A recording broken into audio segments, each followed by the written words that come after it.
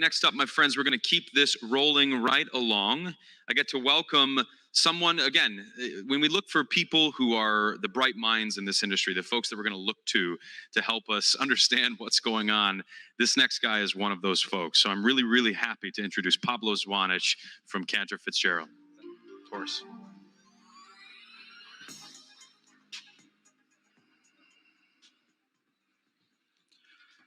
Thank you. So I'm an equity analyst. I cover stocks at Cantor Fitzgerald. My job is actually to have buy, sell, or hold ratings on stocks, right? That's what we do. We look at fundamentals, but we also try to read the market, understand sentiment, and proactively think about what's going to drive these stocks. I have to be honest with myself, and I hope my peers also will be honest with themselves, is that while we've been very positive for the last 2 years on this sector, this is a sector that from a stock perspective is down 50% year to date, right? If you look at the different ETFs or indexes out there, the sector peaked in February 10th, and it's down about 45%. It's a sector with capital market inefficiencies and great volatility, lack of liquidity, heavy retail involvement. About 4% of MSOs are owned by institutions. And trading flows are, in my opinion, quite sensitive to ETFs that are involved in the space. So my presentation is going to be focused mostly on investing in US multi-state operators, right, which are these larger companies that you see out there. Yes, it's a vibrant industry. There's a lot of companies, smaller level, at the state level, or multi-state, doing quite well and growing. There are ancillary companies in a number of sectors, tech, picks and shovels, finance, also doing well. But again, the reality I'm going to talk about US MSOs, and I'm going to try to explain how we're thinking about the group right now.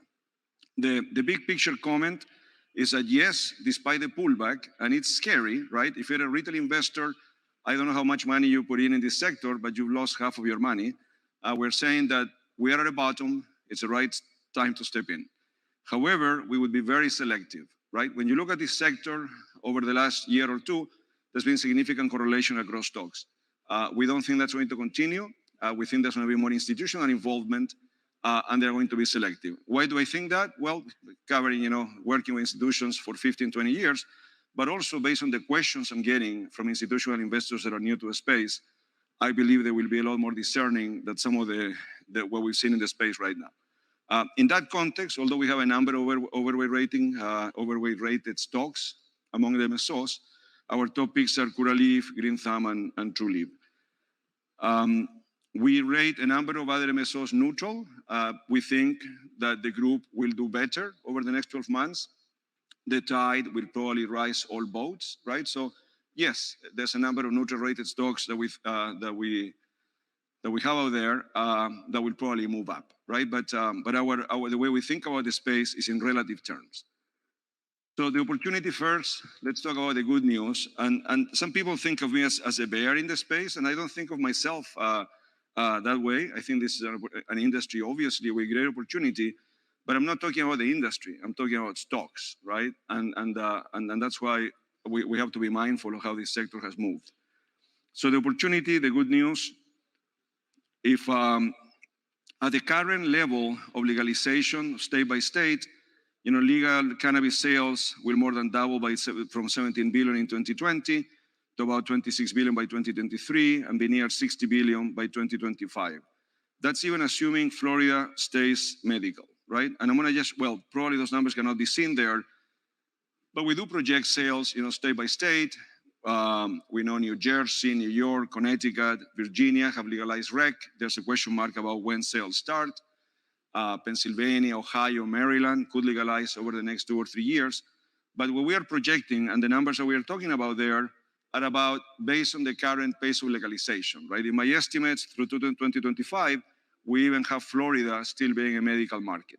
But big picture, even with the current silo system, state by state, this is a market that could more than triple by 2025.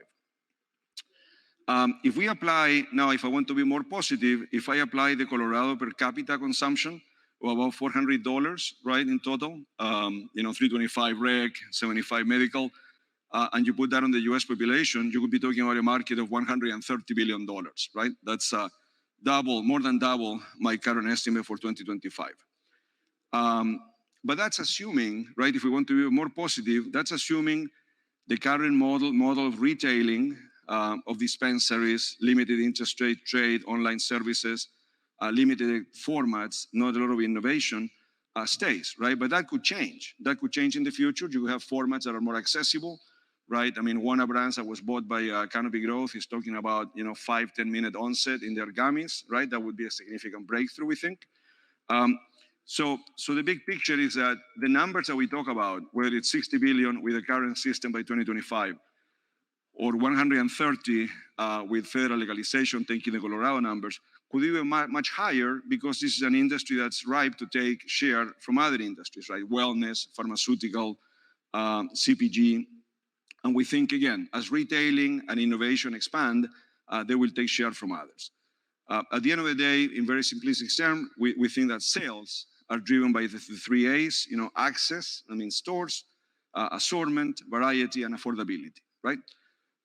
With significant breakthroughs, going back to that idea of wellness, pharma, and other sectors, this is a market that just in the US could be, a $200 billion market by 2030 in our view. And I know that may sound extreme to some, but that's a reality, and yes, that's the opportunity. So I'll skip the numbers there. I did talk about this slide. I'm actually borrowing that from a Tilray or Afria presentation a while ago, but it has details there in terms of how you take share from medical, wellness, and adult use.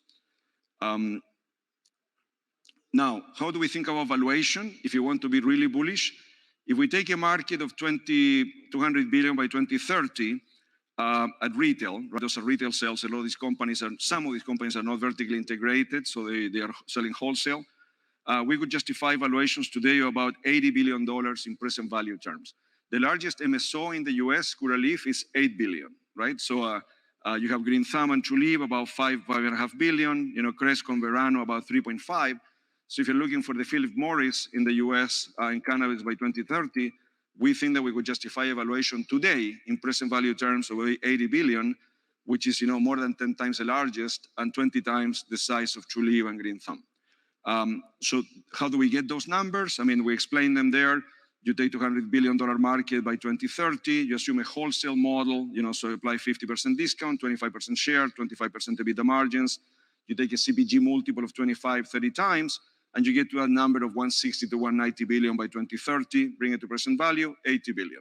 So again, significant upside, right? And as you see there in that table, I don't know if it's legible, the CPG stocks tend to trade about 15, 20 times EBITDA, but they are in low growth industries, right? So just to higher EBITDA multiples for these MSOs, especially the larger ones. But not so fast, right? Because that's the good news, but in my opinion, we have to be careful with these arguments about total addressable market. We have to be careful with this idea of assigning CPG multiples on cannabis stocks. We all know what's happening in Canada, right? The US companies face regulatory uncertainty, right? We could have, in a worst case scenario, I'm not saying we will, not clear in terms of when and if, right? We would have interstate trade. That could, put a question mark on cultivation assets east of Mississippi. Online delivery across the country. There's a reason that Amazon is lobbying for marijuana, right? It's perfect for them. High value, low weight. The scope of retailing could broaden. Walmart anecdotally says that they missed out on alcohol. They don't want to miss out on cannabis, right? The risk of a mandatory two-tier system or three-tier system, as we've seen in Canada. The Schumer draft that I'll go through briefly later does have a section where it talks about a two-tier system where cultivators will not be able to own retail, right? We don't know if that's going to happen, if it's going to be approved. But again, that worst case scenario calls into question the MSO model, right? Would you force them to divest retail? Would you force them to divest cultivation? We'll see. And again, my presentation is about MSOs. At the same time, even in the current model, although we love to talk about restricted licensing markets east of Mississippi, where the economics are very favorable, right? In Illinois, wholesale prices are 4 times the prices you see in the West Coast at wholesale level. In some markets, you're beginning to see pressures, right? In Florida, there's talk about gross margins coming down from very high levels, 70% compared to 50% in other states. You're beginning to hear about price pressures in Pennsylvania, Massachusetts, Illinois. Initial, but it is reasonable, right? This has been a protected industry where margins could start to come to more normalized levels over time. And again, if we go back to the Canadian example, which is not good, right? Oversupply, few companies with positive EBITDA, significant cash burn, value destruction, and severe marketing and distribution restrictions. So let's be careful what we wish for, because let's see what's that future is going to look like. In a more efficient capital market system for MSOs, we believe institutional investors will drive valuations, but will certainly be more discerning, right? And we are seeing that. What stock performance valuation tell us, right? Here is where I, the analyst, have to be, like I said, honest with myself, right? Great fundamentals. We have all been probably, writing and screaming and shouting about the great upside. And I just talked about a, $80 billion valuation in present value terms for, say, any of the top MSOs. And we are, that means 10, 20 times upside. But this price chart should keep me honest, right? This is the MSOS ETF, which I think is a good proxy for US stocks, right? What this chart tells me is that it's all driven by expectations of federal level reform. It has nothing to do with fundamentals, right? Yes, fundamentals win in the long term, right? But here in the meantime, you dentist, you lawyer, you are non-banker that have put your money in cannabis stocks have lost half your money. What this chart tells us is that it's all about expectations of federal level reform. MSOS ETF is down 45% since the February peak. Obviously, the run-up was led by the Biden election, Georgia runoffs. During that time, the industry has continued to expand. So yes, we know the fundamentals over the last 10 months, year to date, have been great. More states legalized. New York and Virginia added flower to their medical programs. Sales continue to go up for the MSOs. They had a great second quarter, partly helped by stimulus checks, by people still staying home from COVID. But 3Q is still pretty good, although decelerating, as other companies have said, more normalizing, right? Because 2Q was so strong.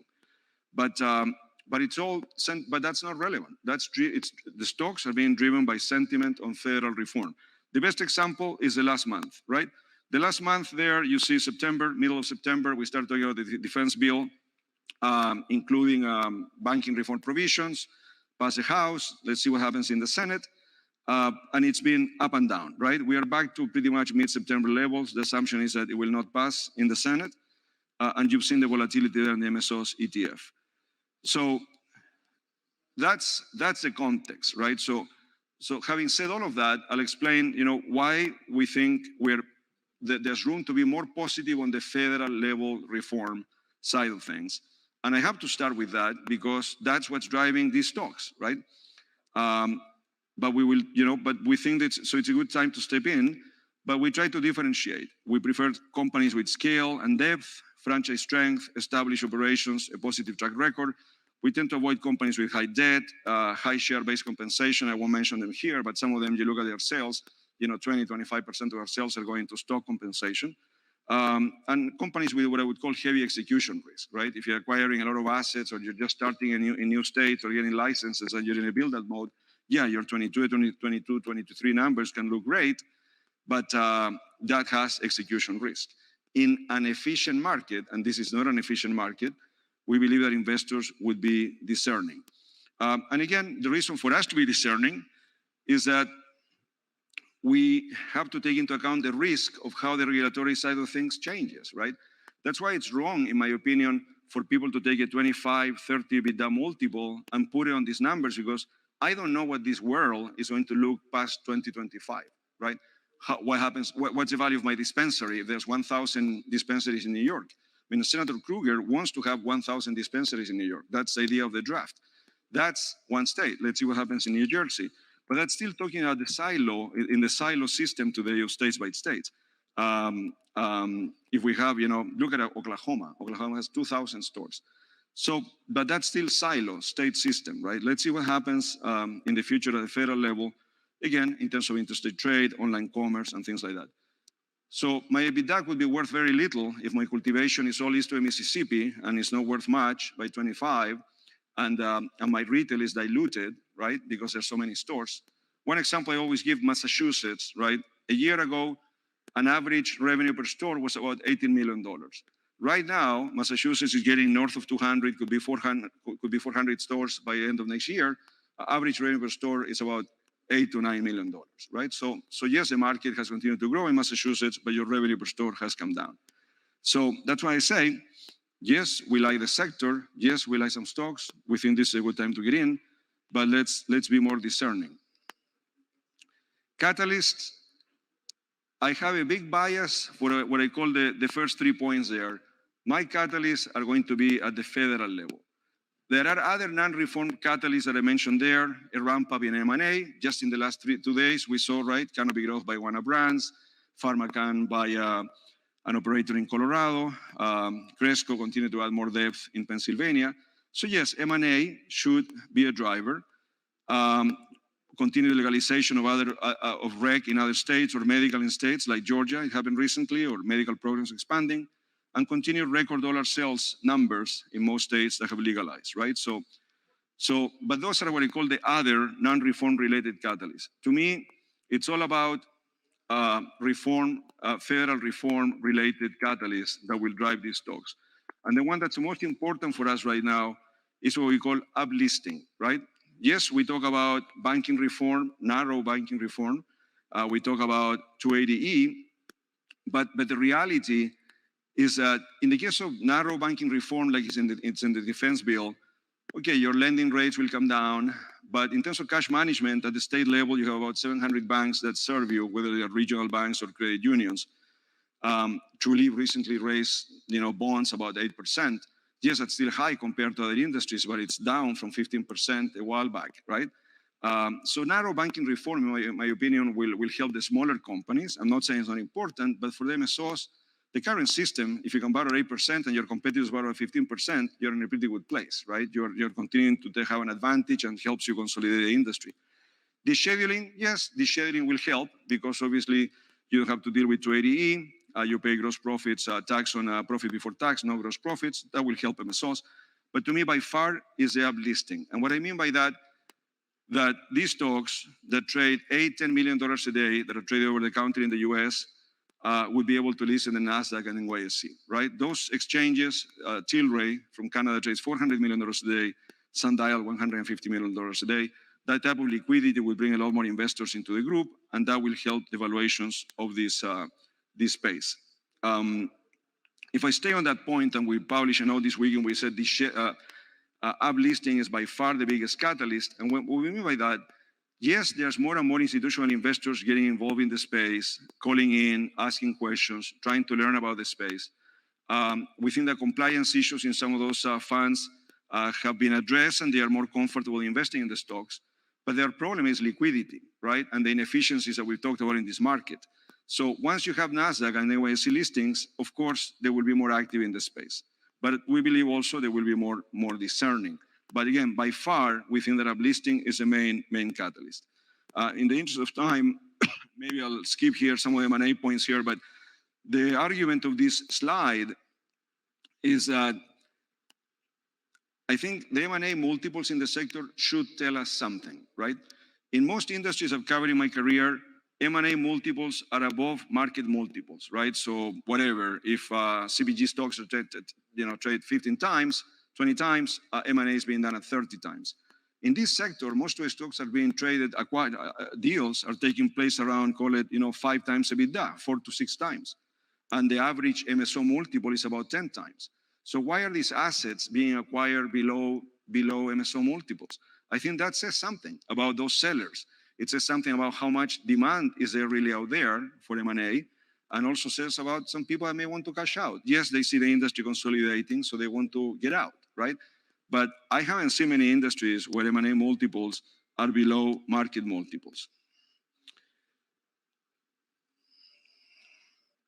So then on the, what we're seeing in terms of M&A, of course, with MSOs is a land grab, right? And we work with them, we rate them, we're close with them. But at the moment, you could say about half of the industry, it's in the hand of MSOs. I mean, we have very detailed data for most states, so we all know what retail sales are across the US in the legal markets. You know what the company sales are, right? Because they are reported. You know how much of their sales are retail, wholesale. If you cross them up, and compare apples to apples, the top 18 MSOs have about 45% of the US market right now. And that's something that, anyway. So in terms of catalyst, the last 2 points I would make here is that in terms of the Schumer bill, which of course has been a negative catalyst for the group we showed since July 14th is down, right? We think that maybe we're all being too negative about it. Yes, it's very comprehensive, far-reaching, ambitious. Even Senator Schumer said not enough votes out there for it to pass. But we think of it as a discussion paper, right? Something that can bring people to a table to negotiate. We're very focused on what happened this week, on October 6th, sorry, when Senators Warren and Booker sent a letter to the DOJ asking for the DOJ to decriminalize marijuana at the national level, at the federal level, while they continue to work on comprehensive reform in Congress. But more interesting than the letter is the deadline, right? At the 4-page document, which is publicly available, says, you know, please get back to us, DOJ, AG Merrick Garland, by October 20th. I mean, I'm puzzled by these two senators telling the DOJ pretty much you have 14 days to give us an answer. And we think that says something in terms of the Democrats. It says two things to me. One, the Democrats feeling the pressure of all the promises they made around cannabis for something to happen in this congressional term.